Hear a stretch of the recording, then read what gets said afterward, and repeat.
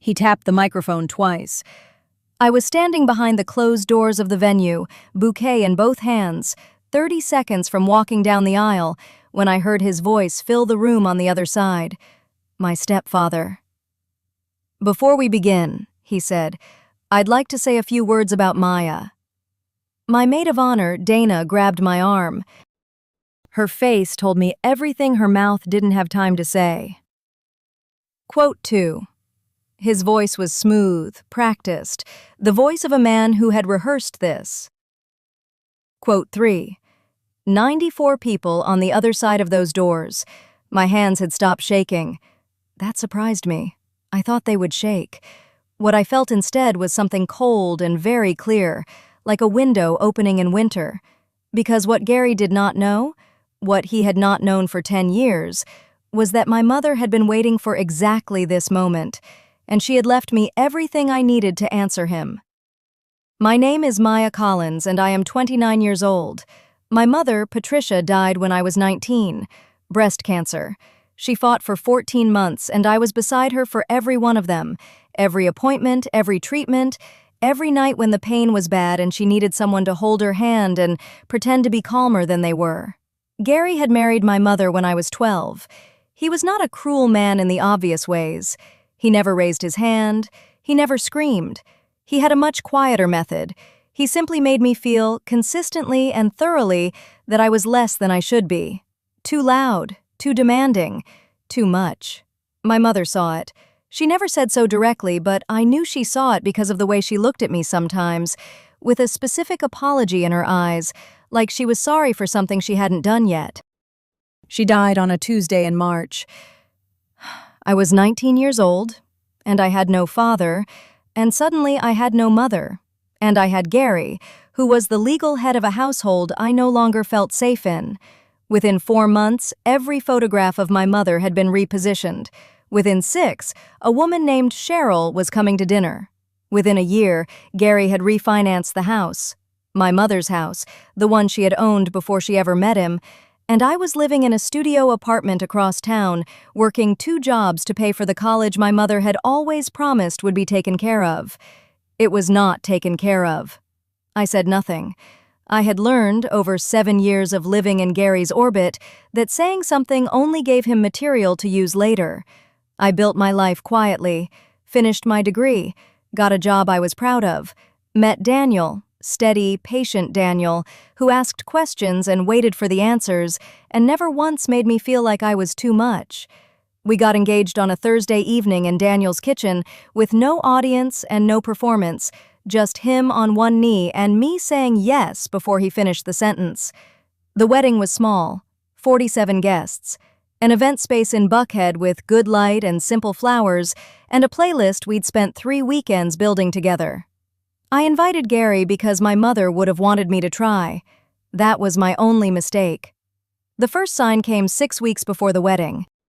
Gary called me on a Sunday afternoon. He almost never called. We communicated by obligation and rarely, and said he wanted to contribute to the wedding. He used that word, contribute. I told him we had everything handled. He said he'd like to make a toast.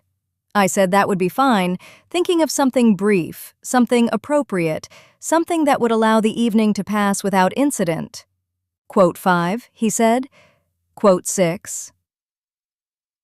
I felt something tighten in my chest. Quote 7. Quote 8, he said. Quote 9. I didn't respond to that. What I said was that the toast should be brief and that I needed to go. He said, "Of course, I'll keep it short." He had not kept it short. Dana had heard the first 30 seconds through the closed door and run to find me. "Maya," she said, "he's talking about your mother. He's saying she ruined you. You need to—" "How many people are recording?" I asked. She blinked. "What?" "Phones. How many people have their phones out?" She looked at me strangely. "I don't know, some. Maya, we should—" "It's fine," I said. And the strange thing was, it was. It genuinely was. Because 6 days earlier, I had received a phone call from a man named Mr. Gerald Okafor, and that phone call had changed what this moment meant entirely. Mr. Okafor had been my mother's attorney for 11 years. I had met him once, briefly, at her funeral, a tall, quiet man in a gray suit who had pressed my hand and said, quote, I had not known what that meant. I had been 19 and grieving, and I filed it somewhere in the back of my mind under things I don't have the capacity for right now. He called me 6 days before my wedding at 7:42 in the evening. Miss Collins, he said, congratulations on your upcoming marriage. I'm calling because the condition your mother specified has been met. I sat down, slowly. What condition? Your mother left instructions that I was to contact you on the occasion of your first marriage with the documentation she prepared. A pause. She was quite thorough. My voice came out smaller than I intended. What documentation? I'll explain everything when I see you, he said. I'd like to be present at the venue on Saturday if that's acceptable.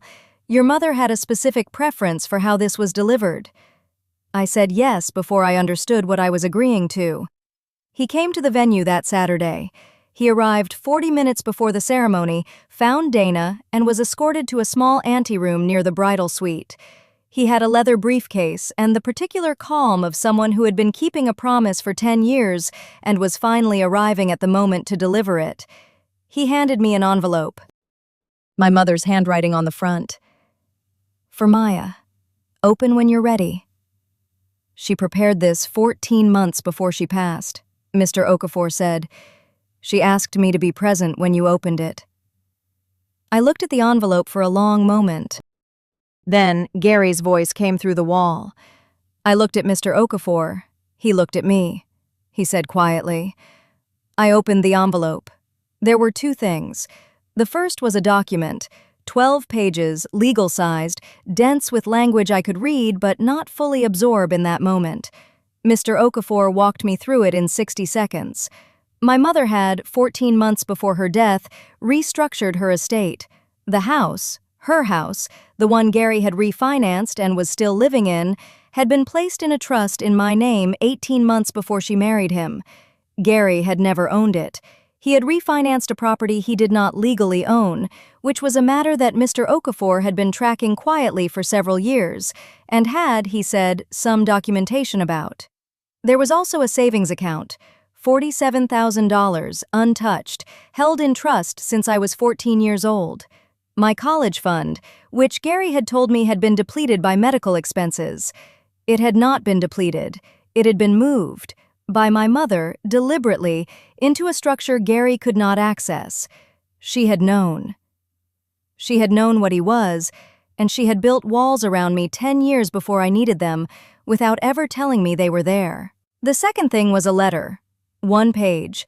Her handwriting. I recognized it from every birthday card she'd ever given me, every grocery list she'd left on the kitchen counter, every note she'd tucked into my school bag. I read it standing in that anteroom with Gary's voice still filtering through the wall. Maya, if you're reading this, it means you're getting married. I'm sorry I'm not there. I need you to know something I should have said out loud more often. You are not too much. You were never too much. You were exactly right, and I was not always brave enough to say so in front of the people who made you feel otherwise. I've handled what I could. Mr. Okafor will explain the rest. Be happy. You earned it. All my love, Mom. I folded the letter, put it back in the envelope. Outside, Gary was finishing his speech. I heard scattered, uncomfortable silence from the room, the silence of 94 people who didn't know how to respond to what they were hearing. Dana looked at me. __quote _31 __. I looked at Mr. Okafor. He gave me a small nod. I smoothed the front of my dress, picked up my bouquet. Quote, 32 quote, I said. Quote, 33 quote. The doors opened. Gary was still at the front of the room, returning to his seat with the satisfied expression of someone who believes they've accomplished something. He turned when he heard the music start. He looked at me. I looked back at him and I smiled. Not the smile I'd been practicing for months, the careful, composed, bridal smile. A different one. The one my mother used to give people when she knew something they didn't. I walked down that aisle by myself, which I had always planned to do. and with every step the room reoriented. People who had been sitting with confused, uncomfortable expressions began to straighten. Someone in the third row started to cry. Daniel's aunt, who had heard enough of Gary's speech to form an opinion about it.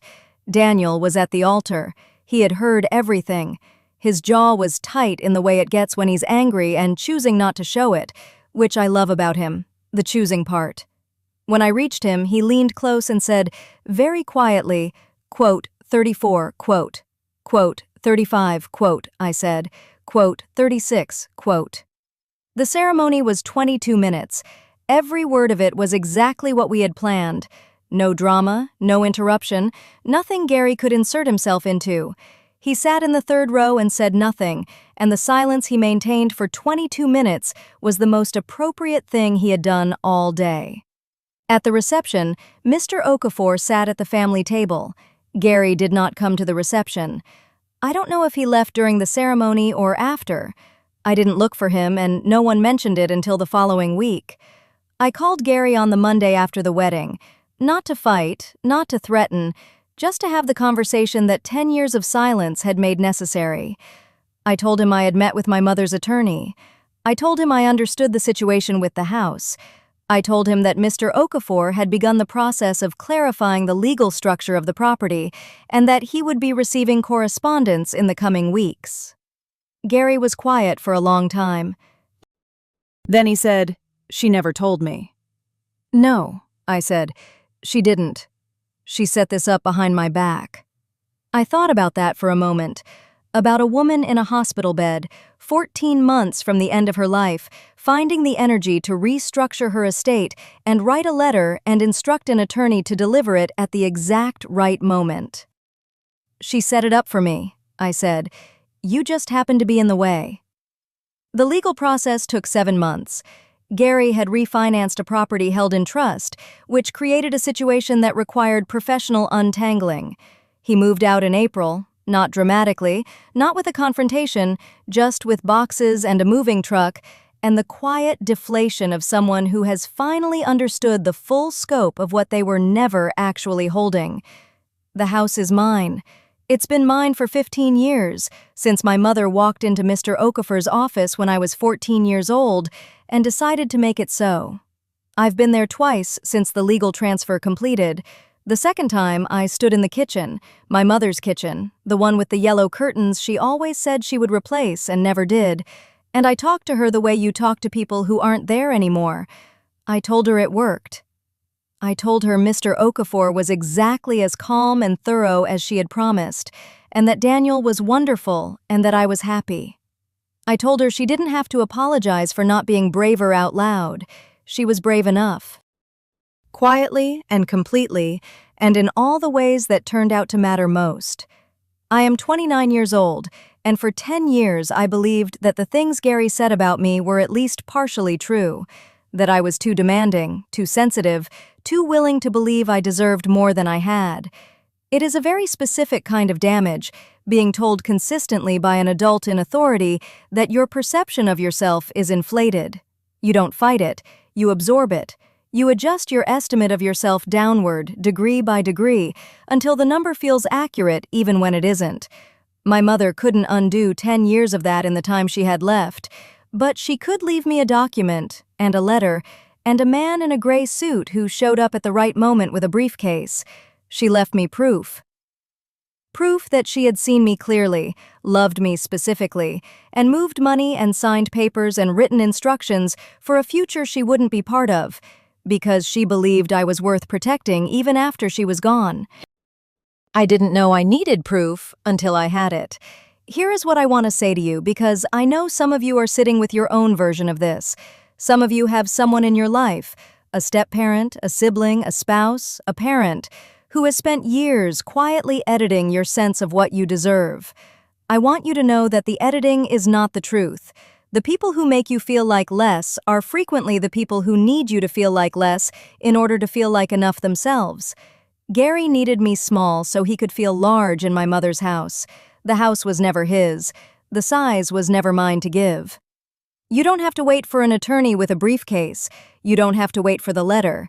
But if someone has been telling you for years that you are less than you are, today is a reasonable day to stop believing them. Tell me where you're watching from, and if this story reminded you of someone who saw you clearly when someone else was trying to make you invisible, I'd love to hear about them in the comments. Thank you for being here. Maya Collins, Atlanta, Georgia.